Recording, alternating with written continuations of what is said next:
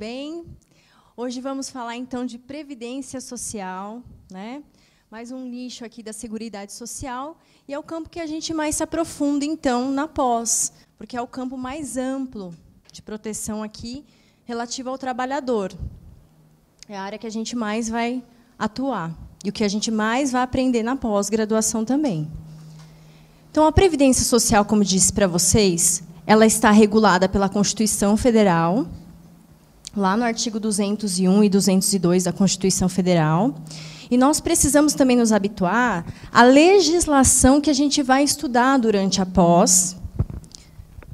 Então, o primeiro passo que a gente precisa ter um código que traga as principais normas, a principal legislação, para a gente poder estudar. Então, isso é o principal, é o básico. Então, todo mundo tem que ter a legislação.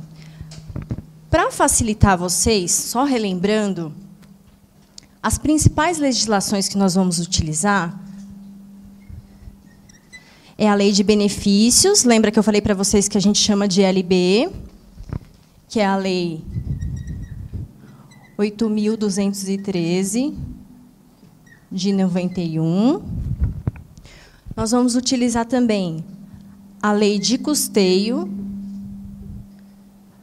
que é a Lei 8.212, de 91, e também o Decreto 3048, que vocês já devem ter visto essa sigla, RPS, significa Regulamento da Previdência Social. Tá? Então, quando vocês verificarem essa sigla, eles estão falando do Decreto 3048, de 99.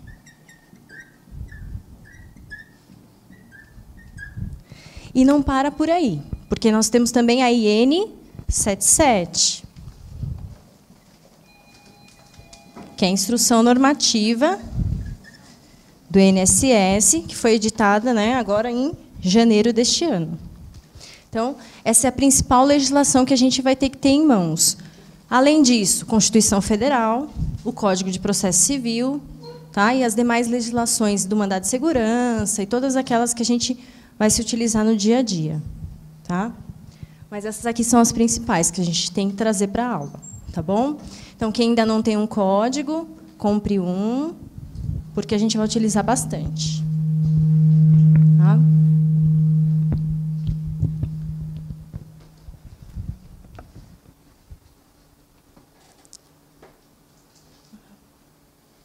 Então, olha só. Quando a gente fala de previdência social, a gente fala em regime de previdência social. Nós temos vários regimes de previdência. Tá? Então, os regimes previdenciários, a gente tem o principal, tá? Que está ligado ao setor público, e o setor privado. O setor privado é o regime geral de previdência social, que é abarcado pelo INSS. O setor público são, então, os regimes próprios dos servidores. Tem o civil, tanto da União, dos estados, distritos federais e municípios, e também o militar. Tá? E temos também os regimes previdenciários complementares. O oficial, que é ligado também à União, estados, municípios e Distrito Federal, que é para os servidores. E o privado, nós temos duas modalidades, o aberto todo e qualquer cidadão pode participar, que são as previdências dos bancos, e o fechado, que é fechado só a uma certa classe. Por exemplo, a OAB-Prev, ela é uma previdência complementar, que é só para advogados. E assim existem outras também. Então, onde é que se enquadra aqui o que a gente vai começar a estudar hoje? Aqui. Então, a gente está no regime previdenciário principal, setor privado, regime geral de previdência social. É isso aqui que a gente vai ver. Tá? Tudo bem?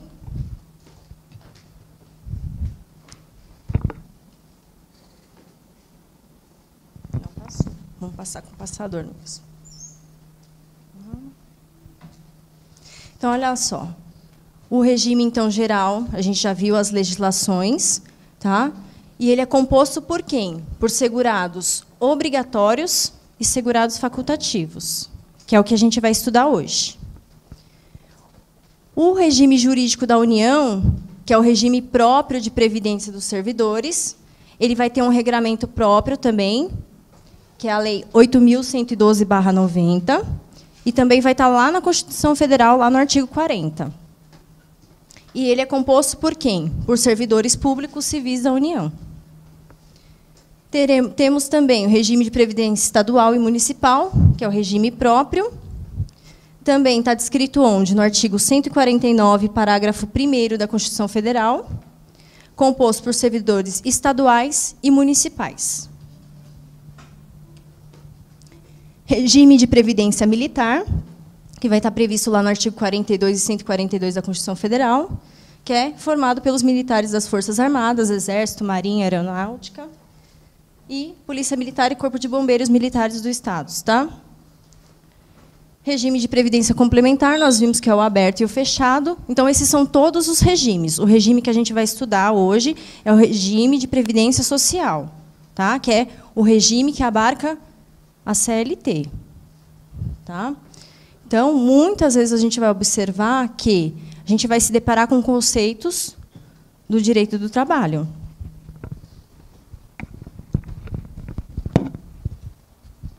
Então, olha só. O INSS vai ser, então, esse órgão gestor da Previdência Social.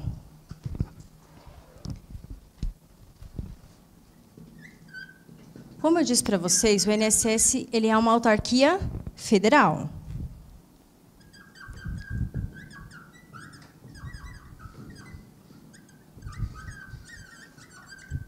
E o que visa proteger, então, a Previdência Social? A Previdência Social vai proteger os trabalhadores e também seus familiares contra situações de risco, situações em que o trabalhador não vai poder o quê? Trabalhar.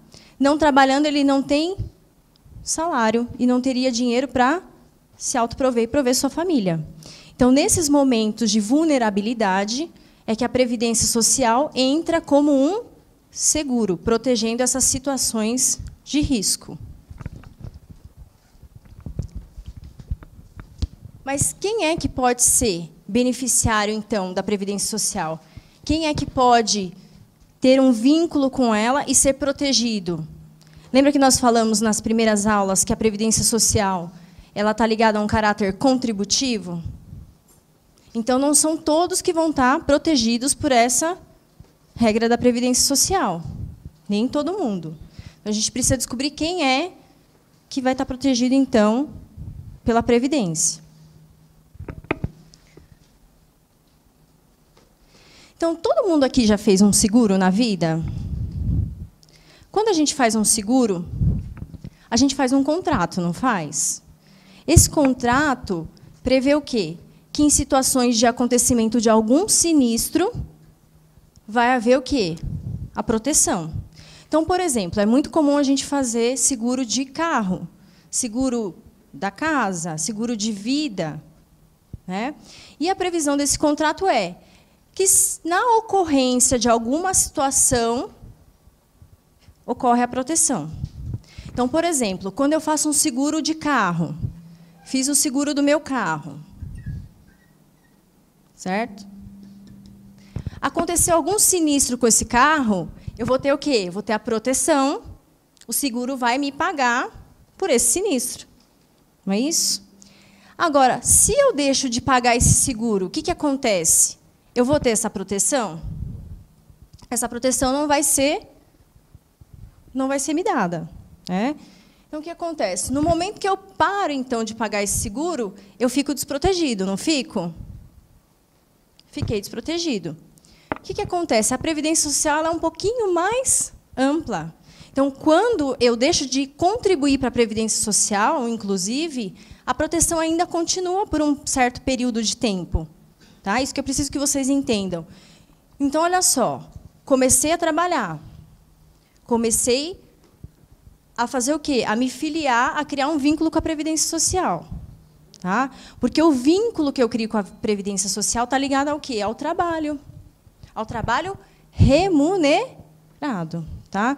Então, esse vínculo para os obrigatórios vão advir do quê? Do trabalho remunerado. Tanto que a palavra já diz, segurado obrigatório. Eu não tenho a faculdade de escolher, eu quero ser segurada da Previdência Social. Eu trabalhei e eu fui remunerada por isso, eu sou segurada da Previdência Social.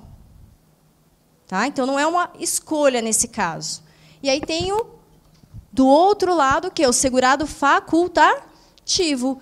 Esse segurado, sim, ele não está vinculado a um outro regime de previdência, ele pode não estar exercendo nenhuma atividade, ou até uma atividade voluntária sem remuneração, e aí ele escolhe, ele opta por participar desse seguro. Então, ele entra no seguro como vontade própria, por vontade própria. Tá? Então, o que acontece? Diferente dos demais seguros, quando eu paro de pagar, eu ainda tenho uma proteção, que a gente vai ver lá na frente, que chama período de graça. Por um certo tempo, mesmo não contribuindo, eu vou ter a proteção previdenciária. Tá? E vejam bem, quando eu faço um seguro de casa, ou qualquer coisa assim que eu faça, e eu paro de pagar, eu não vou perder tudo o que está para trás? Na Previdência Social, a gente tem um pouquinho diferente. Por quê? Embora eu passe a perder esse vínculo com a Previdência, o que acontece? Se eu voltar a ter esse vínculo com a Previdência, eu posso recuperar tudo aquilo que eu paguei, e tudo aquilo que está para trás eu posso computar. Então, ela é um pouquinho diferente. Mas o conceito de seguro é parecido. É bem parecido com os demais seguros que vocês já viram. Só que a proteção aqui, é justamente proteger o trabalhador quando ele não possa trabalhar, por algum motivo. E aí vai vir a proteção, ou com relação ao serviço, ou um benefício que venha substituir o quê? A remuneração dessa pessoa. É um seguro tão importante que a gente está falando de um direito social. Quando a gente vai atuar nessa esfera, o que a gente tem que observar? Que o benefício previdenciário ele é substitutivo de remuneração. Então, quando o cliente chega para a gente, o que acontece? Ele está numa situação de vulnerabilidade. Ele perdeu, ali, por exemplo, a capacidade dele para o trabalho, sofreu um acidente, né? Aconteceu uma morte, aí os familiares, né, perdem aquela renda do segurado que estava trabalhando. Então, ele visa proteger justamente isso. Essa falta, né, da remuneração que aquele segurado tinha. Tá? Então, essa é a proteção. Agora, a gente precisa saber como é que essas pessoas se vinculam, então, à Previdência Social. Tá? Quem é o segurado obrigatório? Quem é o segurado facultativo? Os segurados obrigatórios, como a gente falou, trabalhou, foi remunerado para isso, obrigatoriamente ele tem que contribuir. Né? E é o que a gente tem que observar. A contribuição social, ela é um tributo. Ela é um tributo. Então, se eu trabalhei, dependendo da modalidade que eu seja de obrigatório, eu vou ter uma particularidade com relação a quem é que recolhe essa contribuição, como que vai ser feito, qual é o valor. Então, para cada tipo de segurado, eu vou ter uma situação jurídica diferente. Então, isso que a gente vai ter que saber distinguir no dia a dia. Que tipo de segurado ele é, qual é a situação dele, quem é que tem que efetuar o recolhimento dessa contribuição. Tudo isso a gente vai ter que fazer sempre a análise. Tá? Então, quem é segurado obrigatório? Segurado obrigatório é o empregado doméstico, o contribuinte individual, o trabalhador avulso, o segurado especial.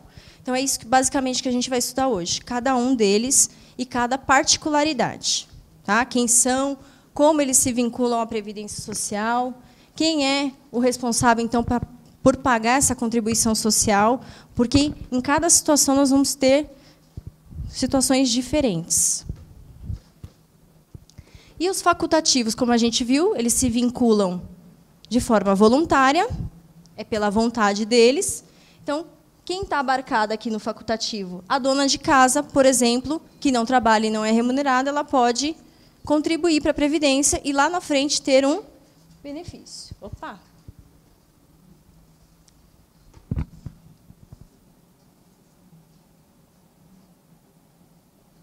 Tá? O estudante também. O estudante é a mesma coisa. Ele pode contribuir, né? E aqui a gente tem que lembrar da menoridade aqui. Então, a partir dos 16 anos de idade, o menor estudante, por exemplo, ele vai poder contribuir para a Previdência. Antes disso, não. A partir dos 16. Opa! O estagiário ou bolsista também, gente, ele não é segurado obrigatório.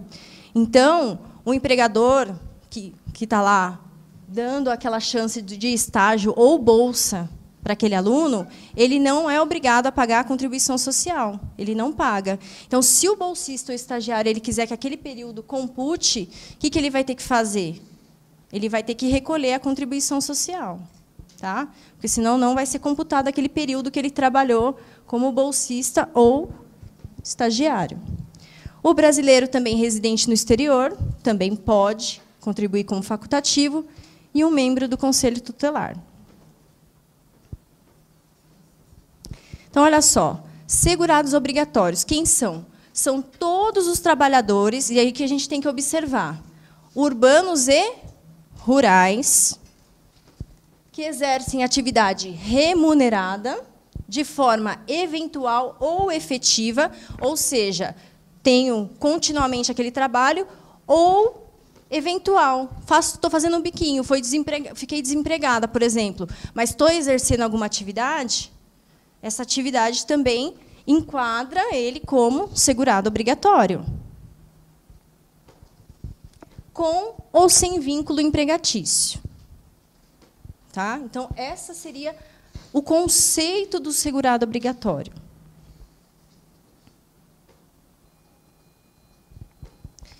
E olha só. E aí nós temos os empregados, que é o primeiro que eu falei. Quem são empregados? São aqueles que são remunerados por empresas urbanas ou rurais. Vocês têm que lembrar que o rural também pode ser empregado. Tá? Em decorrência do serviço que eles prestam, em caráter não eventual, sob subordinação e mediante remuneração. Então, aqui, quando a gente fala do empregado, a gente traz aqueles conceitos lá da esfera trabalhista. Lembra que, para ser empregado, eu tenho que ser quem? Pessoa física. Eu tenho que ter pessoalidade.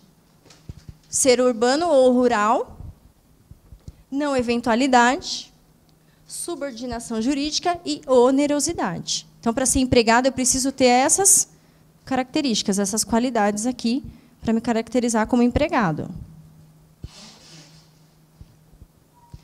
Outra particularidade também. Será que todo mundo pode fazer parte desse seguro e receber um benefício da Previdência Social? Não. Para começar, lembrando que só vai poder ter o vínculo e receber benefício da Previdência Social pessoa física. Embora a gente vai ver que, em muitos casos, a empresa vai se relacionar com o INSS, né, o sindicato, mas elas não vão ser beneficiárias. No caso, elas são contribuintes. Tá? No caso, a empresa, por exemplo, pessoa jurídica, ela vai ser contribuinte, mas nunca ela vai poder receber um benefício da Previdência Social, porque beneficiário tem que ser pessoa física.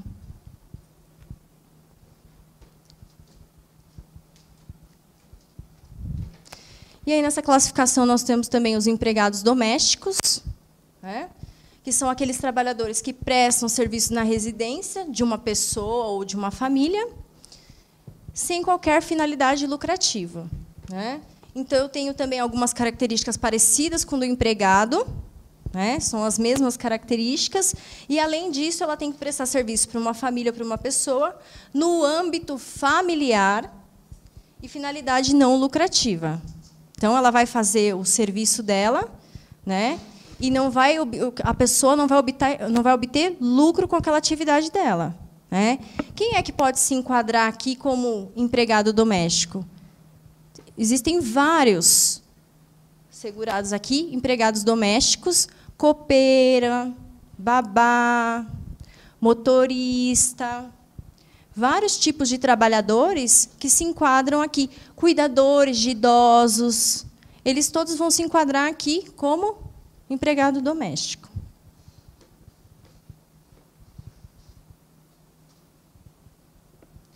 Nós temos também a classificação do empregado, do segurado, trabalhador avulso.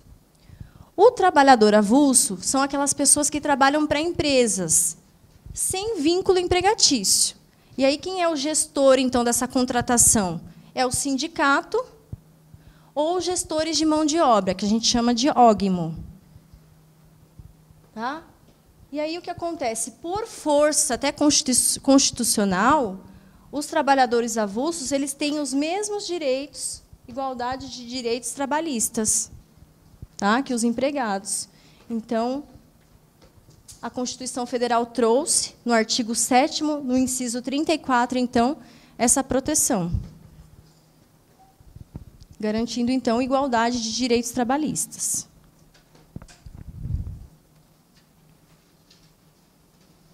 Temos também os contribuintes individuais, que são aqueles trabalhadores que exercem atividades por conta própria ou prestam serviço à empresa sem relação de emprego. Aqui também a gente tem que observar, porque o contribuinte individual, quando ele exerce atividade por conta própria, quem é que tem o dever de efetuar a contribuição social, o recolhimento dessa contribuição? É ele próprio. Quando é ele próprio que tem que recolher e ele não recolhe, muitas vezes a gente vai observar que o contribuinte individual, às vezes, vai trabalhar uma vida inteira e não vai ter nenhum recolhimento, ou terá poucos recolhimentos. Então, para ele, vai ter algumas particularidades. Então, a gente precisa saber distinguir cada um deles. E quando o segurado, contribuinte individual, ele exercer atividade prestando serviço para uma empresa, aí, neste caso, quem tem que recolher a contribuição social não seria mais ele, seria a empresa. A empresa desconta e ela mesma é a responsável tributária por recolher. Querem um exemplo disso? Nós mesmos, advogados. Quando nós acabamos de sair da faculdade, a gente sempre não advoga na Defensoria Pública, não faz aquele convênio da OAB com a Defensoria Pública. Quando a gente advoga, lá no final não sai uma certidão? Quando sai a certidão, o que acontece? A gente apresenta a certidão e depois vem o pagamento na conta bancária da gente. E aí não vem um extrato? Nesse extrato lá está dizendo, é obrigatório desconto de 11%. Por quê? Nós, como contribuintes individuais, quando prestamos serviço, tem que ser descontado, então, 11%. Certo? E aí, nesse caso, quem recolhe é a empresa. Então, em muitas situações, a gente vai ver que contribuintes individuais que estão inadimplentes, sem pagar, em algumas situações, a gente vai poder observar que, se ele prestou serviço para a empresa, não era ele quem deveria recolher, seria a empresa. Então, eu posso reivindicar isso. Tá? Então, por isso que a gente tem que conhecer essas particularidades.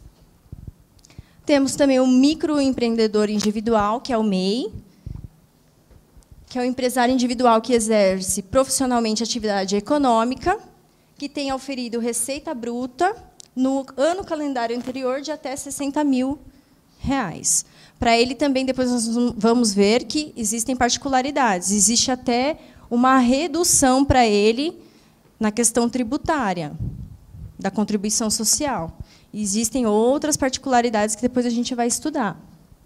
Mas a gente precisa saber que existe essa alíquota, inclusive, reduzida para ele. E aí nós temos o segurado especial. O segurado especial é aquele segurado que trabalha na área rural e exerce o quê? Atividades como produtor, parceiro, meieiro, arrendatário rural, pescador artesanal. Mas em quais situações que ele vai se enquadrar como segurado especial? Quando ele trabalhar em regime de economia familiar. Aí, nesse caso, o trabalho é realizado pelos membros da família, que englobam o cônjuge ou companheiro, os filhos, né, que têm idade aí de 16 anos, a partir de 16 anos, ou equiparados, seriam enteado, por exemplo, que trabalham em condições de mútua dependência e colaboração, sem utilização de empregado, embora ele possa, por um certo período, ter empregados, né? Sendo que sua atividade é indispensável à sua subsistência. No caso desse segurado especial, que é esse segurado que trabalha em regime de economia familiar, o que acontece? Para ele, não é exigido o pagamento da contribuição social. E aí ele vai se aposentar com o valor de um salário mínimo. Tá? Então, para esse segurado, então vejam que não são todos os trabalhadores rurais. Lembra que nós temos trabalhadores rurais empregados? Para o empregado, por exemplo, ou até contribuinte individual rural, ele vai ter que recolher. É só para o segurado rural que exerce atividade de economia familiar. E aí, por isso que a lei diz que ele é segurado especial, porque, embora ele seja um segurado obrigatório, para ele não vai ser exigida a contribuição social, o pagamento, o recolhimento. Então, ele vai passar a vida inteira trabalhando nesse regime, nunca vai recolher, e, quando ele sair para se aposentar, ele sai com um salário mínimo, sem ter recolhido R$1 sequer. Tá? Então, lembre-se de diferenciar, que segurado especial não é todo segurado rural. Só esse segurado rural aqui, que trabalha em regime de economia familiar. Tudo bem? E aí a gente entra na classificação do segurado facultativo, que é aquele que não exerce atividade que lhe exija filiação, que lhe exija contribuição, mas ele contribui voluntariamente, porque lá na frente ele quer ter um benefício da Previdência Social. Então, quem é que pode ser segurado facultativo? Então, a pessoa com mais de 16 anos de idade, que optar mediante contribuição, mesmo sem exercer trabalho, até porque, se ele exercer trabalho remunerado, ele não é facultativo, ele é obrigatório, isso que a gente tem que observar. Tá? Então, ele pode optar por filiar-se à Previdência Social. Então, um exemplo, a dona de casa ou um estudante que está desempregado. Se eles quiserem optar por recolher a contribuição, eles podem optar. Outra coisa que a gente tem que observar, a Previdência Social e a contribuição social, ela tem um limite. Ela tem um limite mínimo e um limite máximo. Então, vamos dizer assim, que seja um piso e um teto. Qual é o piso? Então, sempre a contribuição social, que ela é base de cálculo para formar o salário de contribuição, ele sempre vai ter um valor mínimo. Qual que é o valor mínimo? A base de cálculo é em cima do salário mínimo. A gente pode chamar de piso, é o mínimo. Então, eu posso recolher a contribuição social abaixo do mínimo? Não. Então, por exemplo, ganho um salário mínimo, sou contribuinte individual. Contribuinte individual não tem que recolher 20%? Então, ele vai ter que recolher quanto? No mínimo, 20% de um salário mínimo. Certo? Nunca pode recolher menos. Se for recolhido menos, o que acontece? Aquela contribuição não é computada, ela não é validada. Então, no mínimo, seria o piso aqui que a gente vai dizer, salário mínimo. E no máximo? No máximo, ela tem um teto, que todo ano é modificado. Atualmente, o teto é R$ 4.663,75. Esse é o valor do teto atualmente. Então, eu vou recolher até o valor do teto. Então, vamos pegar o exemplo do contribuinte individual. Se ele ganha R$5.000, por exemplo, todo mês, ganhando R$5.000, ele vai recolher quanto? 20% sobre R$ 4.663,75, porque o teto é esse. O que ultrapassa esse valor, não há recolhimento. Tudo bem? Olha só. Então, olha lá, o síndico também que não recebe prolabore, né, ou não deixa de pagar, por exemplo, a taxa condominial, ele também pode se enquadrar aqui, porque o síndico que recebe ou tem o abatimento da taxa condominial, ele é segurado obrigatório.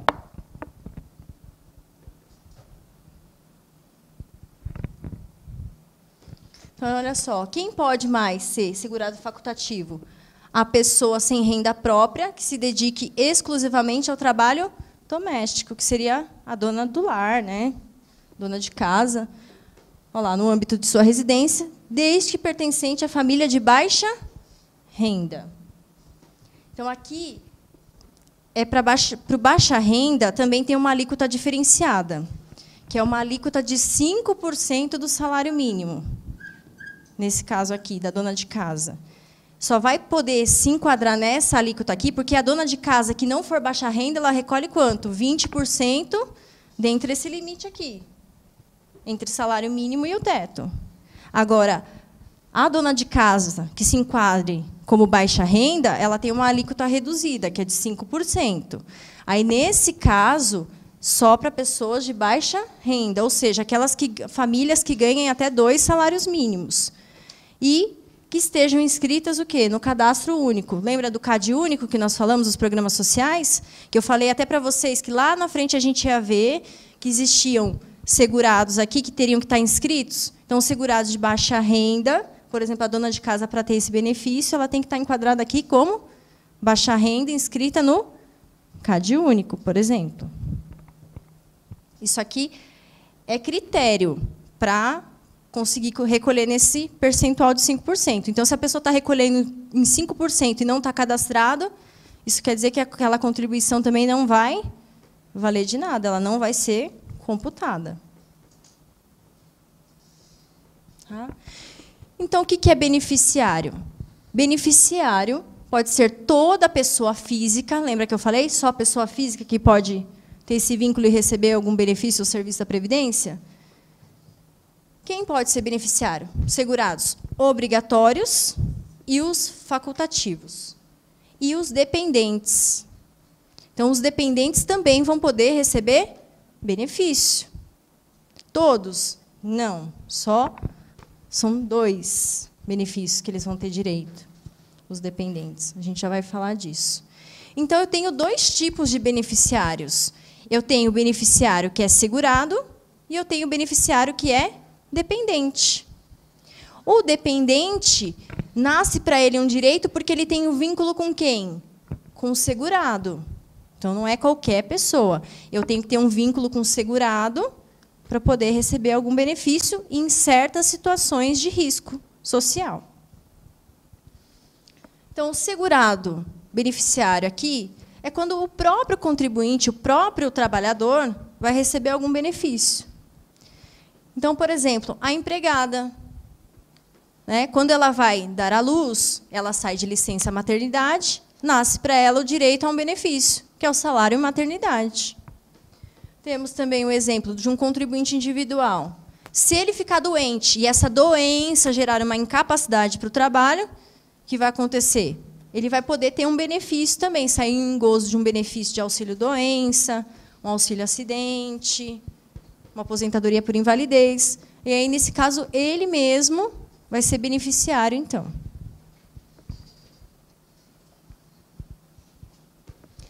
E aí nós temos os beneficiários que são dependentes, são as pessoas que poderão usufruir algum benefício previdenciário, em razão de ter uma ligação com o segurado, por exemplo, o auxílio reclusão e a pensão por morte. E, na qualidade de segurado, a gente vai ter que observar os critérios familiar e econômico. Então, a lei ela vai trazer quais são esses critérios. Quem são as pessoas que são os dependentes, classificados como dependentes, vai criar uma ordem, uma hierarquia entre eles, e vai trazer também o critério econômico, porque, para alguns desses dependentes, eles vão ter que demonstrar não só o critério familiar, o vínculo familiar, mas vão ter que demonstrar também o quê? A dependência econômica.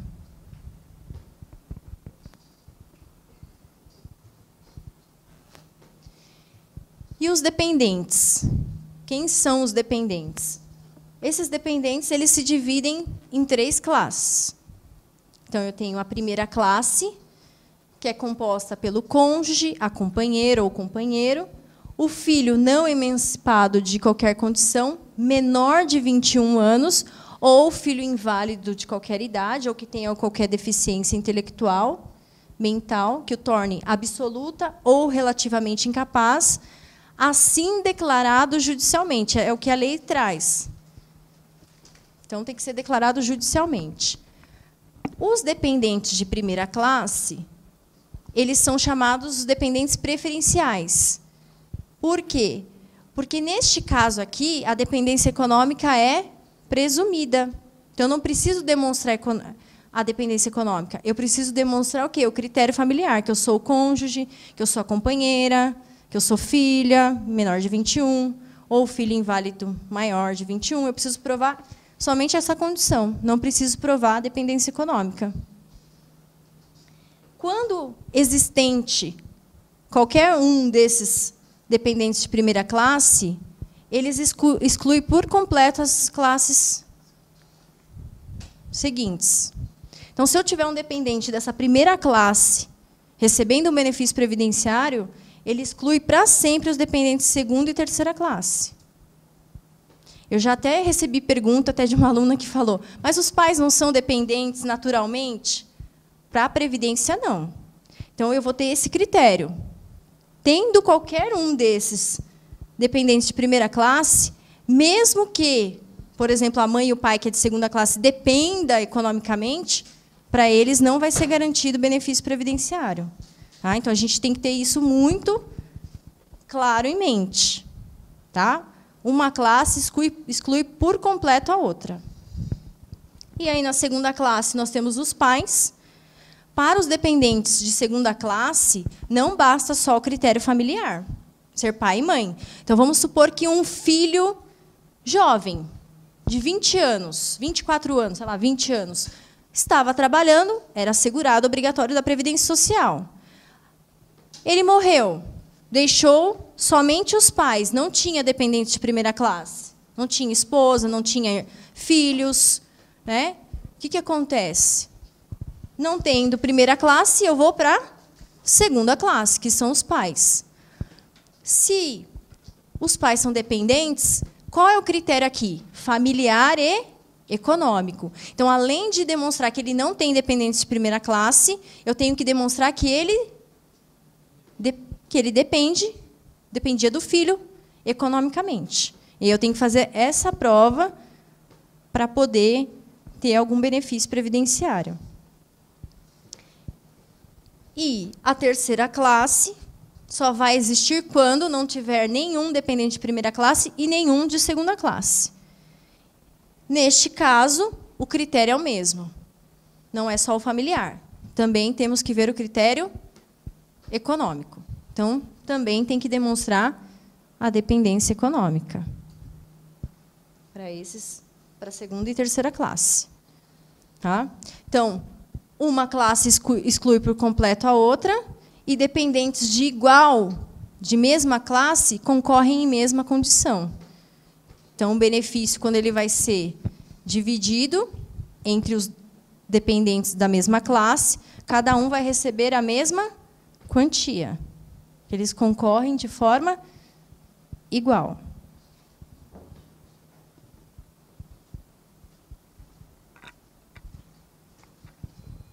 Então, olha só, a Previdência é uma espécie de seguro, como eu falei, com contribuição objetivando a proteção social do cidadão. Então, a Previdência é um seguro social para assegurar os contribuintes e também para os dependentes. E oferece um plano de benefícios que protege não só o segurado, como também sua família, contra perda salarial, seja ela temporária ou permanente, ou em decorrência da exposição do segurado a situações de risco social. Então, vejam que esse seguro vem proteger o quê? A perda salarial. Esse trabalhador, por algum motivo, seja porque ele atingiu uma certa idade, né, a velhice, e ficou incapaz para o trabalho, seja porque ele sofreu um acidente, seja porque ele está doente, essa doença gera uma incapacidade para o trabalho dele. Então, a Previdência Social vai garantir essas situações. Morte, invalidez, desemprego involuntário, dentre outras situações. A maternidade.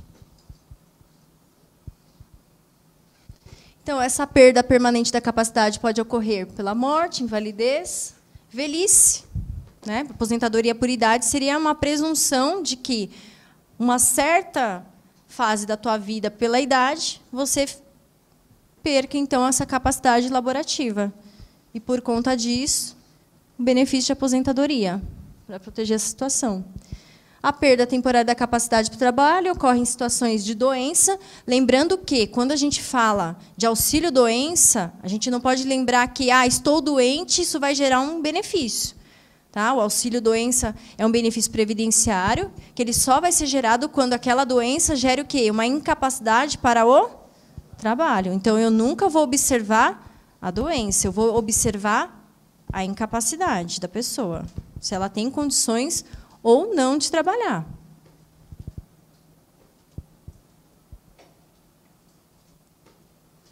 Aqui eu já vou avançar muito, vou voltar só um pouquinho.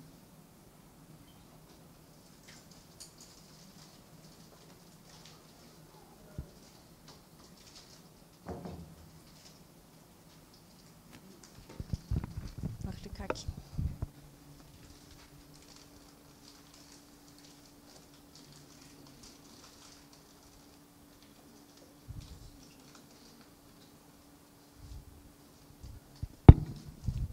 O artigo 201 é um artigo muito importante no estudo, então, da Previdência Social. Ele vai trazer várias regras. Então, o artigo 201 ele diz que a Previdência Social será organizada sob a forma de regime geral, de caráter contributivo, então, eu tenho que contribuir, e de filiação obrigatória. Então, quando eu sou segurado obrigatório da Previdência, a filiação é obrigatória. Observados critérios que preservem o equilíbrio financeiro e atuarial, nos termos da lei, e ela atenderá cobertura dos eventos de doença, invalidez, morte, idade avançada, proteção à maternidade, especialmente à gestante, proteção ao trabalhador em situação de desemprego involuntário. Aqui eu estou falando de quê? Do seguro-desemprego. O seguro-desemprego, depois nós vamos ver que ele é um benefício previdenciário. Em algumas situações, até na questão da manutenção da qualidade de segurado, ele vai ajudar a gente bastante esse benefício previdenciário. O salário família, o auxílio reclusão, para os segurados dependentes de baixa renda, a pensão por morte do segurado, homem ou mulher, ao cônjuge ou companheiro e dependentes, observado o disposto no parágrafo 2º. Então, olha só, esses parágrafos que vão se seguir do 201 são parágrafos muito importantes, a gente vai usar bastante. Parágrafo 1º. É vedada a adoção de requisitos e critérios diferenciados para a concessão de aposentadorias aos beneficiários do regime geral de previdência social, ressalvados os casos de atividades exercidas sob condições especiais que prejudiquem a saúde ou a integridade física, e quando se tratar de segurado de portadores de deficiência, nos termos definidos em lei. Então, o que está dizendo para a gente esse artigo 1º? Que é vedado o quê? Critérios diferenciados. Então, a Constituição ela vai trazer o quê? Quais são os critérios para me aposentar? Quais são os requisitos? Então, a lei pode vir criar critérios diferentes desse? Uma das discussões que a gente tem, né, é o fator previdenciário, por exemplo, que ele impacta na idade da pessoa, que ele traz expectativa de vida e ele traz também um impacto na idade. Quando aposento por tempo de contribuição, o fator previdenciário é obrigatório. Agora, a gente teve uma criação de uma regra paralela, que é a regra 8595. Mas, antes disso, né, o fator previdenciário, o que ele faz? Ele atua como redutor de idade. No tempo de contribuição, a Constituição traz critério de idade para aposentadoria por tempo de contribuição? Não traz, né? Então, esse artigo é um dos fundamentos que a gente utiliza. Olha lá, nenhum benefício que substitua o salário de contribuição ou rendimento do trabalho do segurado terá valor inferior mensal ao salário mínimo. Aqui a gente tem a exceção, que é auxílio acidente, que pode ser inferior, os demais não. Os demais não podem ser inferiores. Ao salário família também é inferior ao salário mínimo. Parágrafo 3º. Todo salário de contribuição considerados para o cálculo de benefícios serão devidamente atualizados na forma da lei. Então, o salário de contribuição que eu recolhi lá atrás, ele vai perder ao longo do tempo o valor, não vai? Então, quando eu for fazer o cálculo, o que ele tem que fazer antes? Pegar o salário de contribuição e atualizar para a data atual. Quando a gente for ver em cálculo, a gente vai ver essa questão mais a fundo. Aqui é muito importante. Esse parágrafo 5º, o que ele vai trazer? Uma vedação. Lembra que a gente falou que a gente tem outros regimes paralelos? A gente não tem os regimes próprios do servidor? Quando, que é o RPPS, que é o regime próprio do servidor, regime de previdência próprio do servidor.